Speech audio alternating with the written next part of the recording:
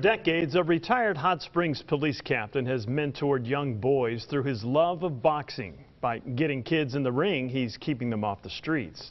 But they lost their facility earlier this year when the Boys and Girls Club lost its charter. And as Fox 16's Victoria Price shows us, they certainly have not lost their focus. Victoria. No, Kevin, they definitely have not. The Boys and Girls Club property is all tangled up in a legal battle between the board, which still exists, Champion College, who plans to take it over, and the city of Hot Springs, who wants to buy the ball fields. While they all spar over the property, these up-and-coming boxers have been forced to take their training anywhere they can. Somebody count. Whether it's in the ring, jab belt, or life in general.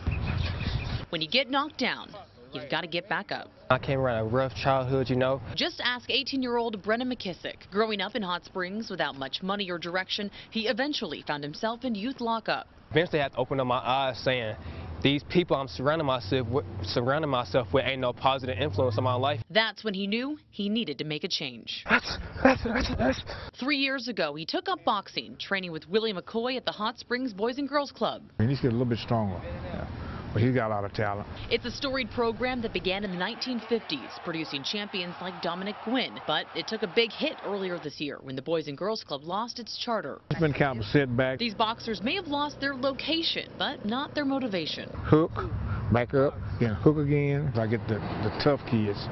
You know, the ones that everybody overlooks. As a retired police captain, McCoy has seen firsthand what happens when at-risk kids get left behind. These kids are vulnerable right now because you take, just like he's leading them in exercise and stuff, if the same way on the streets, if they were just hanging on the street, he could probably lead them and doing some crimes too. For 40-plus years, he's forged what could have been future fugitives into formidable fighters. Got in trouble, got out of trouble, went on, got successful. So while McCoy's program carries on without a home, he motivates these kids. He do so much out of his own pocket. For kids like Brennan, it will always be a home.